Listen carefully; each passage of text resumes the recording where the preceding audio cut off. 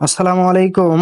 আশা করছি আপনারা সবাই ভালো আছেন। তো আজকে আপনাদেরকে দেখাবো কিভাবে শুধুমাত্র পাসপোর্ট নাম্বার দিয়ে বিএমইটি রেজিস্ট্রেশন কার্ড অনলাইন থেকে বের করবেন। তো চলুন শুরু করি। এটা বের করার জন্য আমরা প্রথমে যাব গুগল ক্রোম ব্রাউজারে, গিয়ে প্লাস আইকনে ক্লিক করে আমরা এখানে লিখব AMIPROBASHI.com। লেখার পর ইন্টারে ক্লিক করব।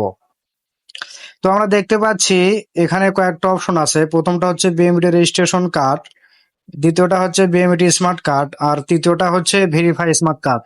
তো আমরা যেহেতু বিএমইটি কার্ড বের করব, ওখানে লেখা আছে বিএমইটি রেজিস্ট্রেশন কার্ড আর নিচে আছে পাসপোর্ট নাম্বার। তো আমরা পাসপোর্ট নাম্বারটি ওখানে দিয়ে দিব। তো আমি আমারটা দিয়ে দিচ্ছি,